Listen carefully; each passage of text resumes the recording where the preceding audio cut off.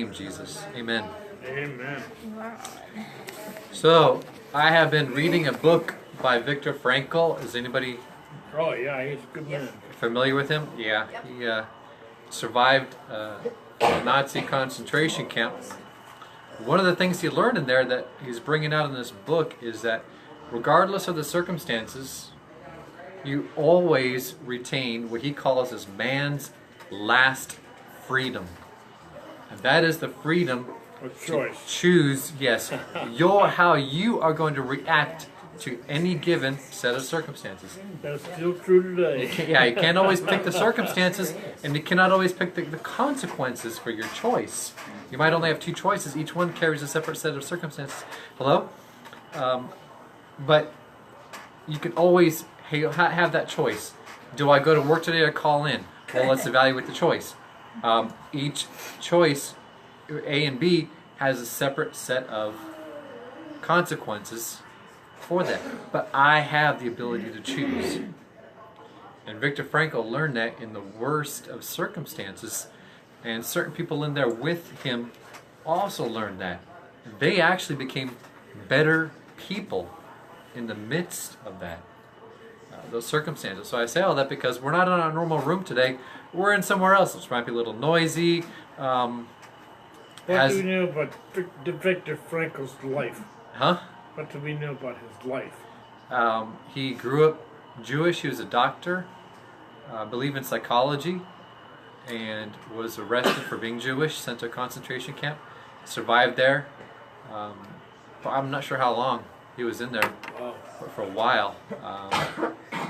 Told about the day-to-day routines of being in a concentration camp. It's pretty rough. So, but things we cannot even imagine. If you could imagine, 9 grown men all sleeping on a 6x8 piece of plywood. There was no room to lay down flat. They all had to lay up on their sides in order to sleep. Day after day after day after day after day after day after day in those circumstances. They would pick the lice off of themselves every night, so you couldn't have any shame because you had to stand with nothing on in front of other men daily to pick the lice off of you. So we here in America, even in the worst of our circumstances, we really have no room to complain about anything when you consider what they had to endure daily in a concentration camp. Yes, Trudy, we're in a new location because they locked the room that we normally are in. Sorry for all the background noise. We can't do anything about it. But we're going to protest. You can make more noise. So I'll try and speak up, speak a little louder. Let me pull us a little.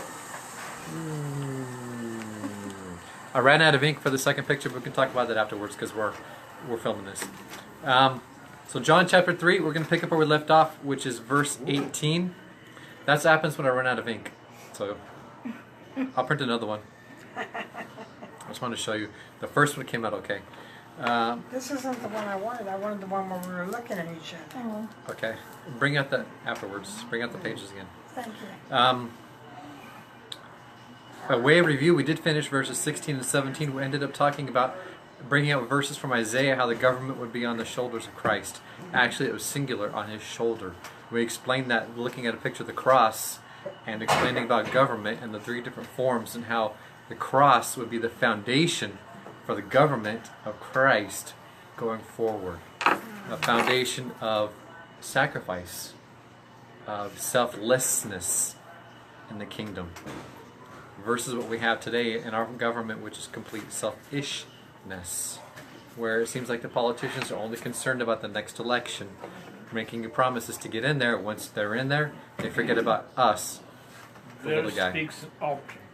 So that's but it's not up to us to complain about a government.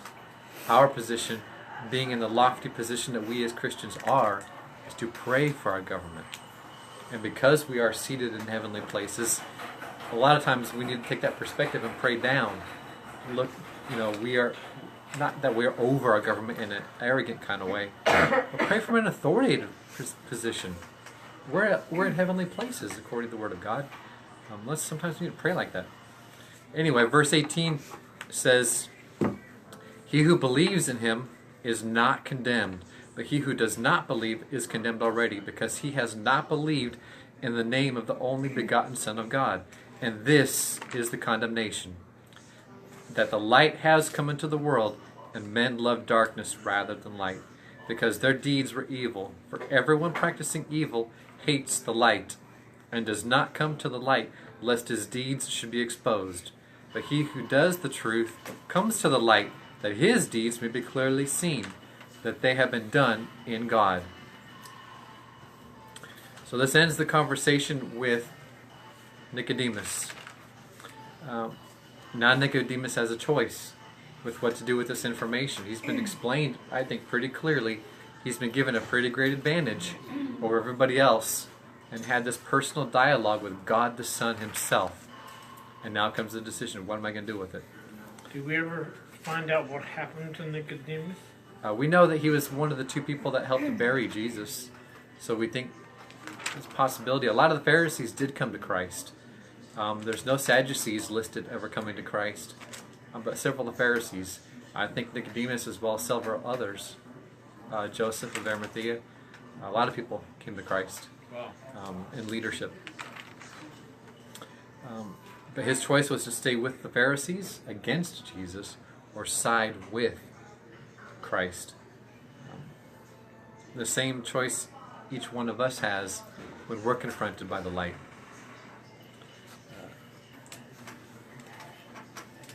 About the darkness in our own lives. What are we going to do? Hold on to the darkness and stay in the darkness, or come to the light and just let it shine on you and through you, and like David prayed, search me, Lord, and know my heart.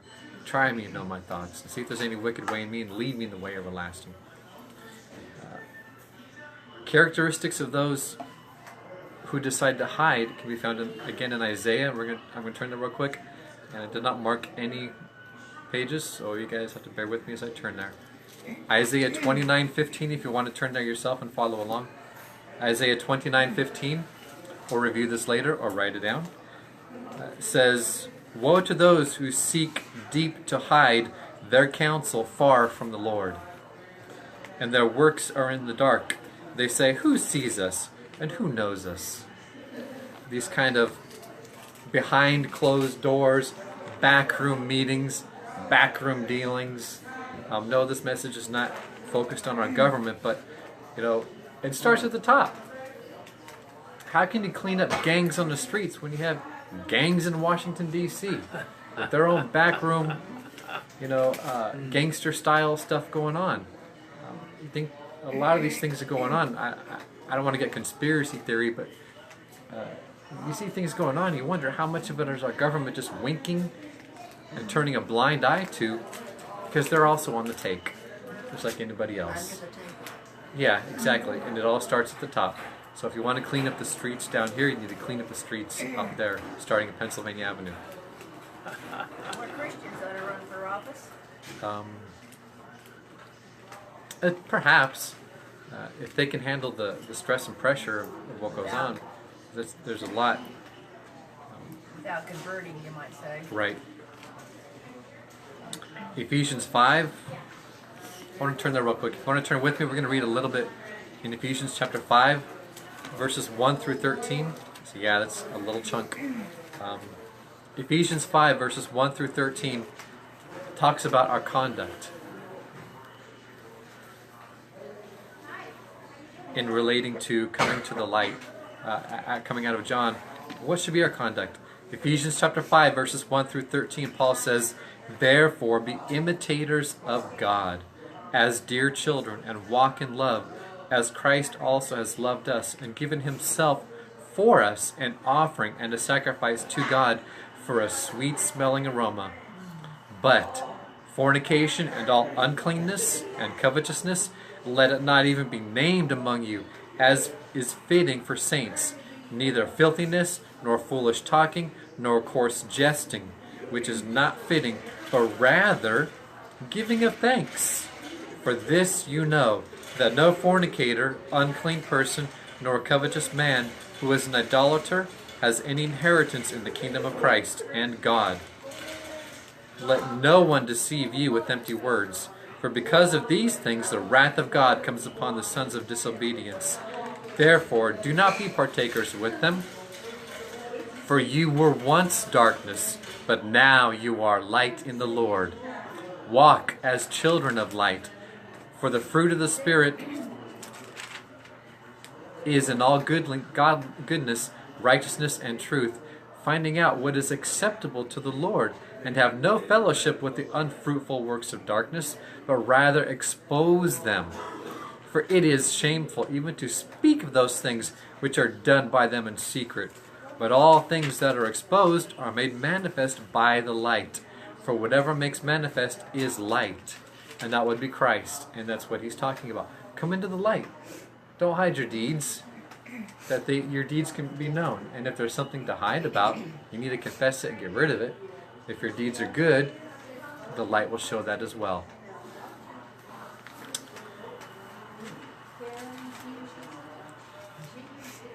So that's to be our conduct. Isn't that interesting? Not even letting things be named. That these don't even discuss it, the perversions and things that are going on. Yeah. He wants our conduct to have a purity.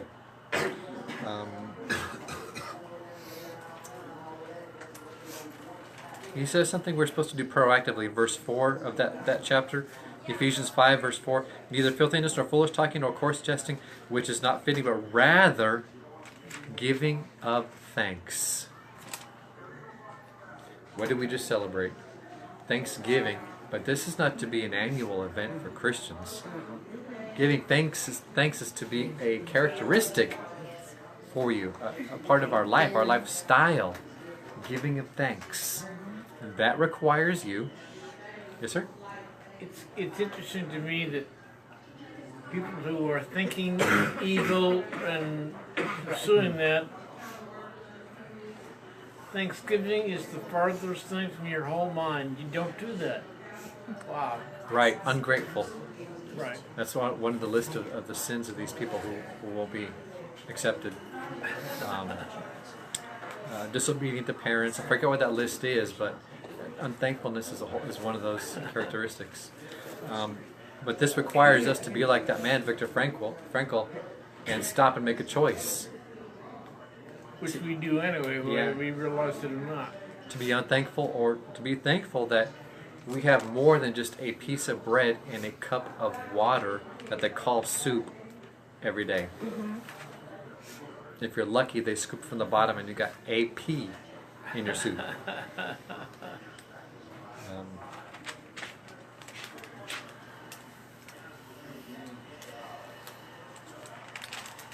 It's hard to believe people could do that to other people. Mm-hmm. Okay. As we do that, as we make that choice and make those decisions to live that way, we come into that camp of people that Paul wrote about in Romans 8:1. I think we all know that one, where it says, "Therefore there is now no condemnation to those who are in Christ Jesus, who walk not after the flesh but after the Spirit." That's what John is writing about here. When we do that, when we come to Christ, we're out of that camp of condemnation. We're into the camp of the light, where Jesus said in verse 19, "And this is the condemnation, that light has come into the world, and men loved darkness rather than light." Well, that verse, Romans 8:1, doesn't apply to them. It applies to those of us who have come out of the darkness, who are walking in the light. Where we leave off. Verse 22. Remember Nicodemus? When did he come to Christ? Night. At night. A little bit of shame there. Mm-hmm. Either that or you didn't want the other guy to see him. Yeah, a little bit of shame. Huh? Initially, a little bit. God always takes whatever you start with and transform it right. into something else. I suppose it was good that he did come to Christ.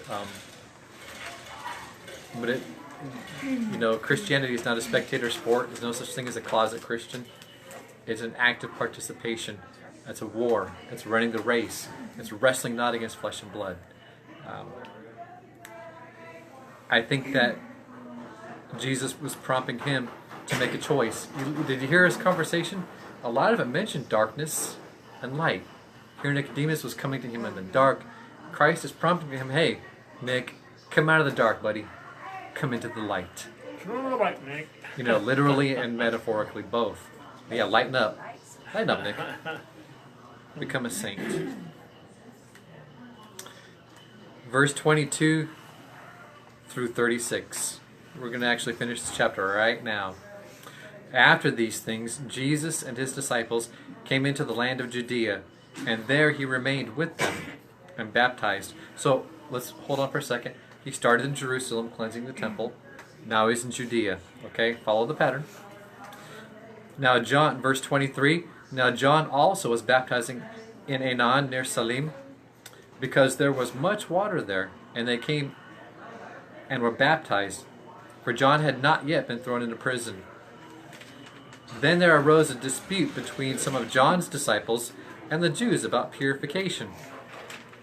And they came to John and said to him, Rabbi, he who was with you beyond the Jordan, to whom you have testified, behold, he is baptizing, and all are coming to him. John answered and said, a man can receive nothing unless it has been given to him from above. You yourselves bear me witness that I said I am not the Christ, but I have been sent before him. He who has the bride is the bridegroom, but the friend of the bridegroom, who stands and hears him, rejoices greatly because of the bridegroom's voice. Therefore, this joy of mine is fulfilled. He must increase, but I must decrease. He who comes from above is above all. He who was of the earth is earthly, and speaks of the earth. He who comes from heaven is above all, and what he has seen and heard, that he testifies, and no one receives his testimony. He who has received his testimony has certified that God is true. For he whom God has sent speaks the words of God. For God does not give the Spirit by measure. The Father loves the Son, and has given all things into his hand. He who believes in the Son has everlasting life, and he who does not believe the Son shall not see life, but the wrath of God abides on him. Some pretty serious statements. So they're coming to John and arguing with him. Incredible the importance of belief. Yeah. Yes, faith. They're arguing with John about purification. I find kind of ironic. You know, here these guys are messing up the temple, trading in it with their beasts, animals, and cheating the people with the money changers and stuff. And they're arguing with John about purification? What are you baptizing out here? Do you think you're doing better than we could? We're the priests. Well, look what you did to the temple. Why can't the people come out here and be purified? In fact, they're probably getting cleaner in the dirty Jordan than they are in the clean temple. It's kind of, I just find the whole thing ironic. You know, I don't know. It's like trying to get clean in a dirty shower. This doesn't work. The testimony of John, which was that we just read. His message was, repent, turn from your sins, because the Messiah is coming. That's why he was baptizing. That's what they were going out there for, to be clean. When Jesus came, John pointed to Jesus. There he is, guys. That's the one I was telling you about. Both the limited nature of his own ministry and the unlimited life-giving nature of Jesus' ministry. That's what he was pointing out. He's separating the difference. I'm of the earth. I can only tell you of earthly things, guys. You're sinners. You need to repent. But he's from heaven. He can tell you of heavenly things. He was expressing the vast gap between John and his ministry and what the ministry of Christ was going to be all about, the eternal nature of that. The unlimited life-giving nature of Jesus' ministry. So John was fine with decreasing as he saw Jesus increase. And today, that kind of bothers me, because I wrote down that we have ministers who must increase while Jesus decreases. How many ministers do you know are preaching messages about the blood of Christ these days? About heaven, about hell, the real things about life and eternity. How many are teaching about the cross? How many messages do you have about take up your cross and follow me? We must decrease. Jesus must decrease, or increase. And that means his characteristics, his nature, his blood, his cross, all these things that are essential for eternity, for life, for forgiveness, for salvation. That's what needs to be magnified. Not this ministry. And if you want to support me, send $10 to the address down below. That's baloney. You know, if you want to support this ministry, get on your knees and pray. Okay? That's what's going to send the ministry through the roof. It's the blood of the martyrs at the seat of the church. Some preachers who would rather you shed your blood for them, so they shed their blood for you. It's quite shameful what the church, the mainstream, has become. The next lesson I want you to go into God's justice. Yeah, we think we covered that a couple months ago. We went through Revelation, the fire and brimstone. But the sad thing is his judgment's going to begin with the church, and if it begins with us, woe to those even outside the church. Away. Yeah, the bride's got to be without spot, without wrinkle. That's chapter 3. Now we venture into chapter 4. Jesus has a date. Now we get to see what that date's all about. Actually, you know what? Before we get into there, I'm going to read some other verses. Would you believe I have flawless notes? Of course I believe that. I don't have flawless notes. My notes are so flawed. My brain is even more scattered. 16:24. Matthew 16:24 says this.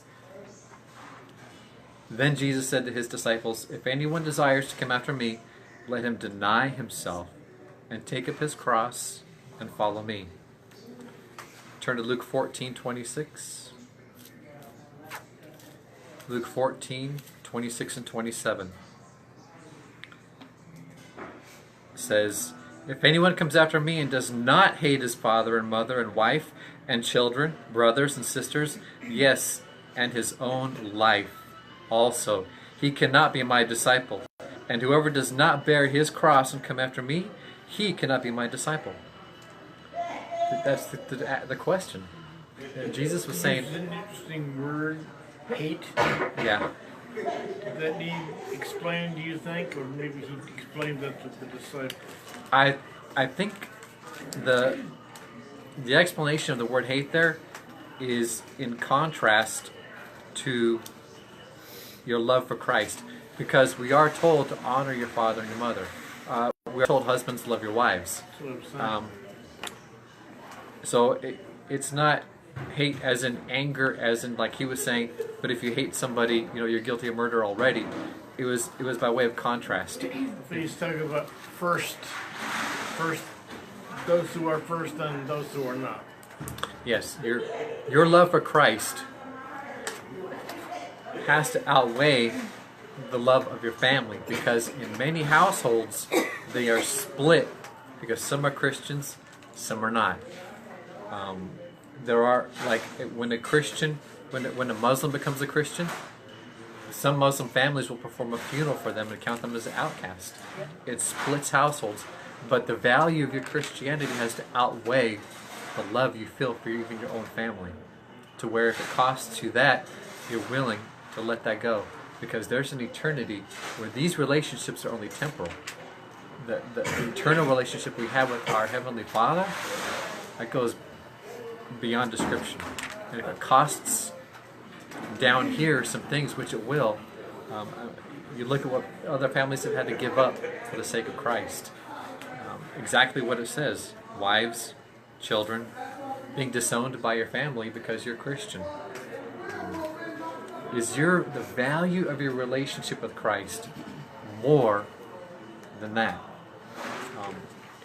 And that's the challenge. If you place your family above Christ and would rather have the relationship with your wife than your relationship with Christ, you have your idol. That's the choice he's asking us to make. In Luke, same book, 9:23, Jesus again says, if anyone desires to come after me, let him deny himself and take up his cross daily and follow me. If you desire to be a Christian, those 3 sets of verses we just read, what Christ is explaining is, if you want to be a Christian, Christianity, I'm going to paint it to you like this, is what Jesus is saying. Be ready to die the most horrible, torturous, pain-filled death you could possibly think of at the time. Was crucifixion. He said, be ready for that. Take up your cross and come follow me. Where would that lead to? Death. That's what the design of the cross was for. He wouldn't say that unless what he's talking about is so valuable the rest pales. Oh yeah, exactly right. The cost of the flesh for the rewards in the spirit. Oh yeah. The price would be to use this flesh to better the eternal part of you, your spirit. If it hurts a little here in this life, which suffering is a part of this life, and so is death, you suffer. It just happens. Are we going to use that to make us a better person, to make the better choices? Or we can become victims of our suffering.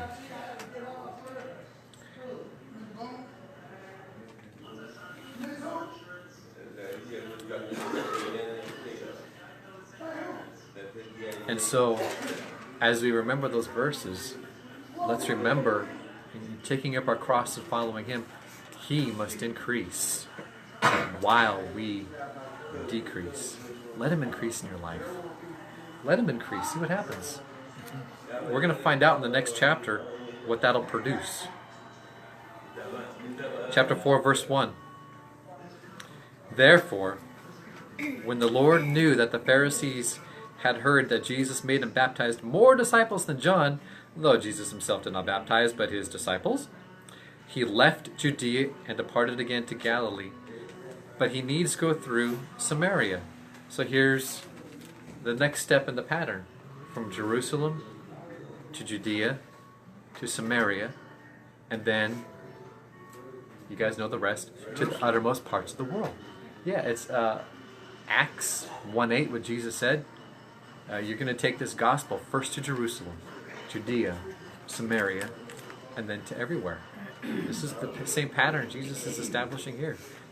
He's setting it down, laying it down now. His travels will take him back, Mr. Hunston, to Jerusalem. You're absolutely right. He will end up back there for his death. But for us spreading the gospel, that the pattern he's laying down is the same one he expects of us. Take it out. He must needs go through Samaria. So he came to a city of Samaria, which is called Sychar, near the plot of ground that Jacob gave to his son Joseph. Now Jacob's well was there. Jesus, therefore, being wearied from his journey, sat thus by the well. It was about the 6th hour. So here's the setting. It's about noon. What's up with the travel? The travel is this. The way Israel was situated, they were in the south, okay? And I don't know how this is going to transpose, but you have the Mediterranean on one side, and you have the desert on the other side, and Israel is kind of between there, with the Jordan River, okay? So in the south, they needed to get to the north is where they're going. Right in the middle is an area called Samaria. In order to get there, a lot of the Jews would go around. They'd cross over the Jordan, go around on the other side, and cross back over to get back into Israel to avoid going through Samaria. So what was the problem? Well, when the Assyrians take over a piece of land, they remove the people and put in other people to kind of destroy the culture, to disrupt it.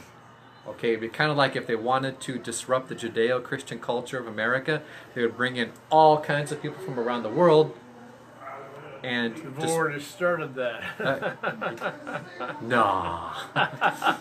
You would import Muslims, Hindus, Buddhists, atheists. You'd promote other cultures and religions like Satanism, Wicca, New Age, and you dilute and basically eliminate or relegate to nothing the Judeo-Christian culture that this nation was founded upon.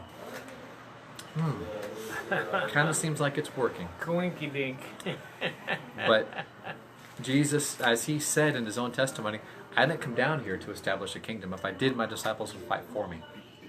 So we should not think of this as a permanent home for us, or this is our kingdom. Oh no, the Lord's got something way better going for us up there.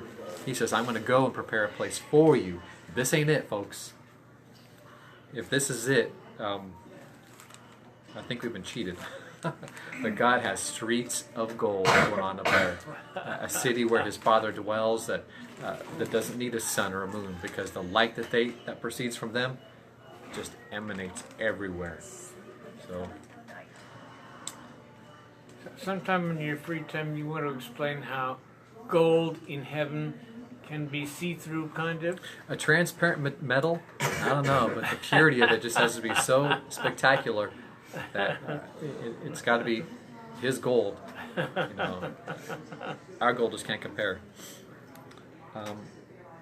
So that's the setup. The Samaritans, the Jews didn't have any dealings with each other. In fact, Jews are considered unclean if you have dealings with the Samaritans. They were like a crossbreed between Jewish people and Assyrians, and so they were not like pure blood, and they didn't want to have any dealings with them.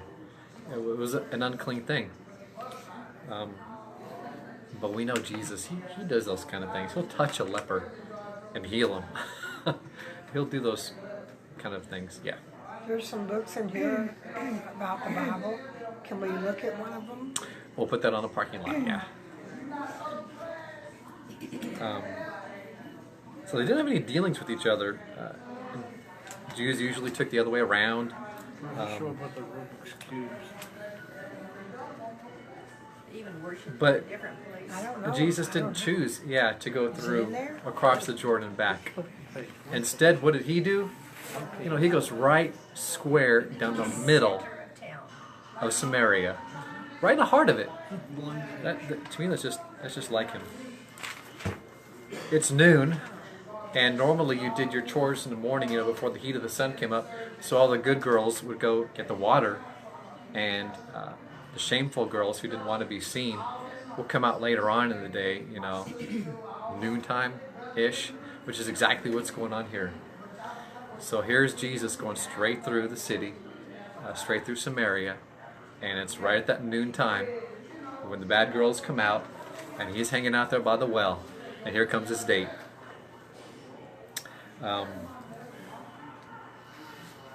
Then we come to verse 7 and 8. Verse 7 and 8. So a woman of Samaria came to draw water. Jesus said to her, "Give me a drink." For the disciples had gone away into the city to buy food. So here comes this woman of shame and ill repute. And Jesus is talking with her, with somebody whom he should have. Not only should he not be talking to the Samaritan, but this person of the Samaritans he should not be talking to at all. I'm listening. Um, I am listening. and she's stunned. Verse 9, Then the woman of Samaria said to him, "How is it that you, being a Jew, ask a drink of me, a Samaritan woman? For Jews have no dealings with the Samaritans."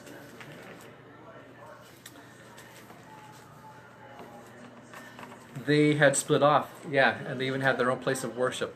So there was a lot of division between the Jews and the Samaritans. We're going to get a little more into that, but she's just caught off guard.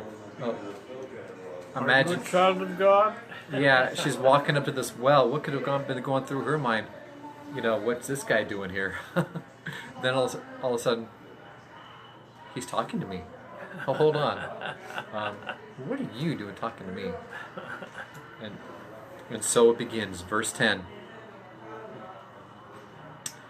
Jesus answered and said to her, "If you knew the gift of God, and who it was who says to you, 'Give me a drink,' you would have asked him, and he would have given you living water." What is the gift of God?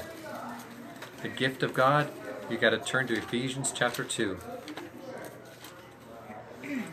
That's after Galatians, before Philippians. Ephesians chapter 2, verses 8 and 9. What is the gift of God? Ephesians 2, 8 and 9. For by grace you have been saved through faith, and that not of yourselves. It is the gift of God, not of works, lest anyone should boast. Is that interesting? Jesus says to this woman, if you knew the gift of God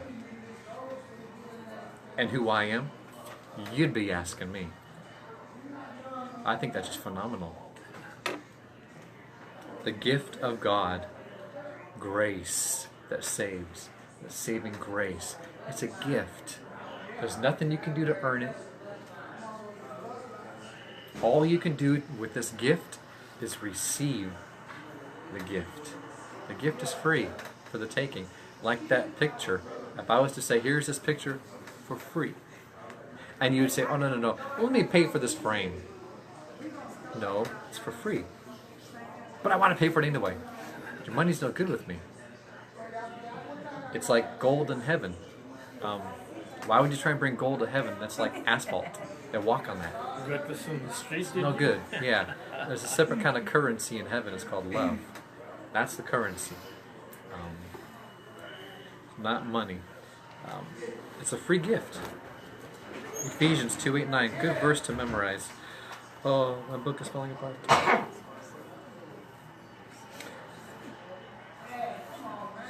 She didn't know that this salvation was by grace. Nor did she know that this grace would be provided to her by the life of the one talking with her. But I think she would soon enough. And I think we can fully expect to see her in heaven when we go there. I fully expect to meet her. I'm not sure about her husband's, but I fully expect to see her there. Verse 11 and 12. The woman said to him, Sir, you have nothing to draw with, and the well is deep. Where then do you get that living water? Are you greater than our father Jacob, who gave us the well, and drank from it himself, as well as his sons and his livestock? So somewhere along the way, back in Genesis, somewhere Jacob must have told Joseph, hey Joseph, perhaps when they were living in Egypt at the time, that well over in Sychar, that's yours. I'm giving that to you personally as part of your inheritance. So when you go back to the promised land in 400 years, when you leave here and you take my bones with you, I want you to take that land. That's yours. So somewhere along the way, Jacob gave this to Joseph, and that's where they're setting up. It actually wasn't a well of running water or flowing water, living water, which Jesus was talking about. This was a cistern. It was a well fed by a cistern. It collected rainwater. It was about 30 to 50 feet deep. And so she's asking, do you got really long arms? Or how are you going to get down there and get this water? That's what was going on here. She's still stuck in the physical. But yes, to answer the question, Jesus is greater than Jacob. Verses 13 and 14. Jesus answered and said to her, Oh, whoever drinks of this water will thirst again. But whoever drinks of the water that I shall give him will never thirst. But the water that I shall give him will become in him a fountain of water, springing up to everlasting life. Never thirst? Are you completely satisfied in the life-giving grace of God, poured out through Jesus on the cross? Is that enough to satisfy you when you drink of that and take that in? Is the cross enough for you? Jesus said twice, I shall give him. If you're reading that phrase that we just read, twice. It's the free gift. He's giving this water. The only requirement for this living water is asking. It's all he was asking her to do was ask. If you knew who I am, you would be asking me for this living water. Asking, though, is humbling, to admit that you have a need, that you're not complete, that you're lacking. I need that living water, Lord. I have a need. It's humbling. It's admitting you need something. But receiving will only come by asking. Jesus will not force himself on anybody. If you want to receive Jesus, you must ask. That's the only requirement. Open your mouth. If you read in Romans, that's it. Confess that the Lord is Christ and believe in your heart that God raised him from the dead. Well, how do you confess? It's with the mouth. It's an action. That's it. The gospel and grace is very simple. It's a shame that we complicate it so much. Verse 15, the woman said to him, Sir, give me this water that I may not thirst, nor come here to draw. Jesus said to her, Go, call your husband and come here. The woman answered and said, I have no husband. Jesus said to her, You have well said, I have no husband. For you have had 5 husbands, and the one whom you now have is not your husband. And that you spoke truly. To be a fly on that well, we're just watching the dialogue between God the Son, Jesus, and this Samaritan woman, who were not supposed to have any interaction at all. And here they are having this conversation by the well that is just completely way out there. It's a conversation that's just not normal at all. So why did he say, go call your husband? It would seem she still had her doubts. That changes quickly. Yeah. I mean, you look at Jesus. Here's this pitcherless water provider. How are you going to work that one out? Hide and watch. So she still has her doubts in this pitcherless water provider. So Jesus continues to open her eyes. Jesus spoke things about her that were hidden and that were not common knowledge. She was shamed. That's why she came in the middle of the day to get her water. She didn't want to be part of the early morning talking that the girls did around the well. Then she starts to realize that this ain't no ordinary Jew. There's something awful peculiar about him. And she remarks in verse 19, the woman said to him, Sir, I perceive that you are a prophet. Our fathers worshipped on this mountain, and you Jews say that in Jerusalem is the place where one ought to worship. So she immediately jumps to the controversy of the day. What's out there? What's the thing going on right now? The nomination of Kavanaugh to the Supreme Court. What's the issue today? What's hot? What's the front page news? The fires in California. What about those people? Were they righteous or not? Why did they die? Whatever the issue was, she hits him with it. Well, we're in this controversy. Where should we worship? You guys say Jerusalem. We say over here. Because this is the mountain where we believe that, God spoke to Moses on, and this and that, and all these other things happened right here. That Abraham set up a well, and Jacob set up a well, and Abraham sacrificed on, and all these things happened here on Mount Gerizim. But you guys say over there in Jerusalem. So who's right? You remember that question Joshua asked the angel that appeared to him? Whose side are you on? Us or enemies? And I believe that was Christ he was talking to back in Joshua. What was the answer? Neither. Neither. I'm not for you or your enemies, but I'm coming here as the representative of God. And Jesus, he's there again. And he has exactly the same question posed to him. Where do we worship? Here or there? What does Jesus say? Neither. Neither. It's the same Jesus who was back in Joshua, and he's got the same question. Trying to pin him down, A or B. I'm a C kind of God. I'm neither A or B. Verse 21.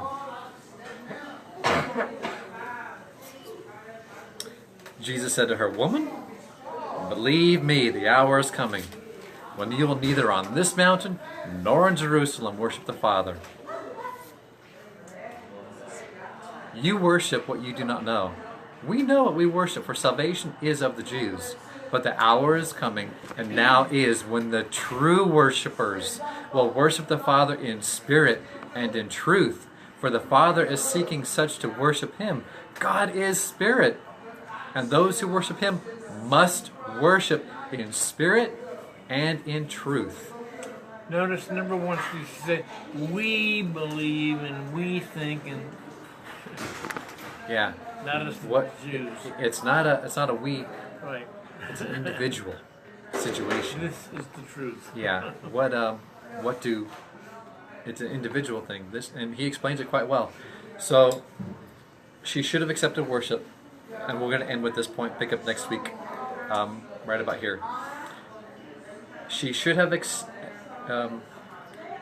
She would have acceptable worship, but not in any certain physical locality. The proper instructions which the Jesus had instructed. I wrote some weird notes. Which the Jews.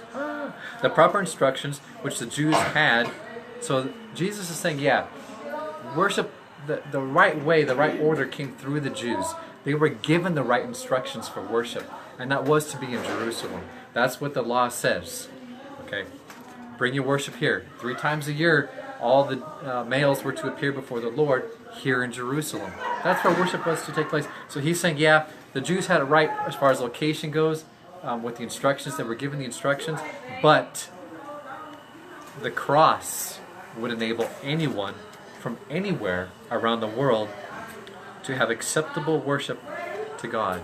Location would no longer matter. It was not about geography. It was about spirituality. And spirituality does not have geographical locations at all. It's a matter of the heart. And that could be anywhere. Under the water, on the moon. Doesn't matter. What condition is your heart in? That's what Jesus was after. She kept beating around the bush and talking about water this and water that. Give me the water because I don't want to come here anymore. Christ was trying to tug at her heart to rise above the physical. Think about the spiritual. Which he finally does successfully. Yeah. He was concerned about the heart of the worshiper. Worship would only be acceptable from a heart that truly believes in Jesus, that he is the Messiah. And that's what she was coming to. Let me go on just a few more minutes. I apologize. It's going to be a little longer than I thought. Verse 25. The woman said to him, I know that the Messiah is coming, who is called Christ. When he comes, he will tell us all things. She found this a little overwhelming and reverted to a default statement. What I don't know or understand, the Messiah will explain. She didn't know. There were things she didn't understand. And so she went back to her fallback was, what I don't know, he'll explain when he gets here. So verse 26, Jesus said to her, I who speak to you am he. This is most remarkable. He didn't reveal this to any Jews. She was waiting for him. Yes. So he revealed It himself. ended the conversation. He didn't reveal this to priests. He He revealed didn't. it to her because she was waiting for him. Yes. He didn't reveal it to Pharisees. He did not even reveal this to his disciples. But Jesus here reveals it to a woman. And even the conversation was against Jewish tradition and rabbinical law. They weren't supposed to have any dealings with the Pharisees, with the Samaritans.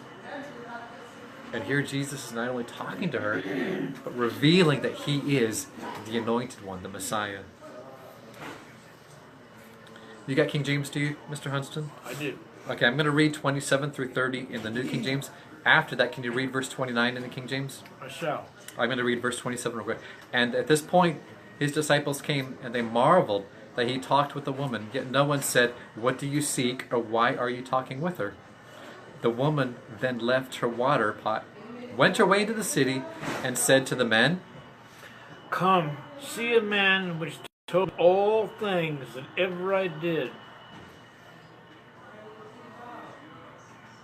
Is not this the Christ?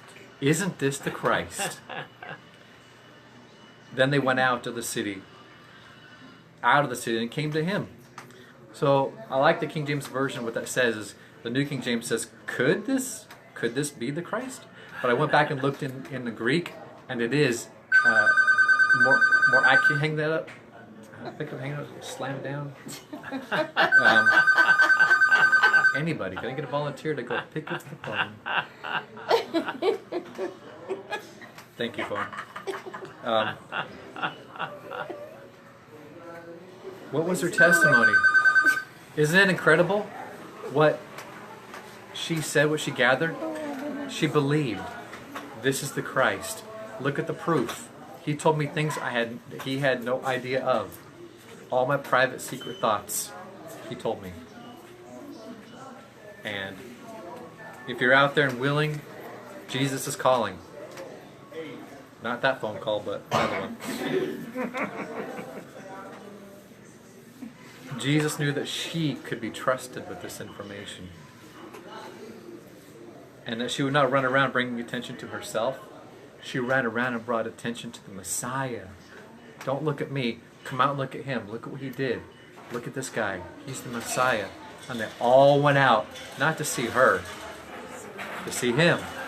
She must decrease, but he must increase. And that's where we're going to end. We'll pick it up next week with verse 31, the interlude. I think that's a fascinating story. The lengths God goes to save us. Going to places where technically he was not allowed to go.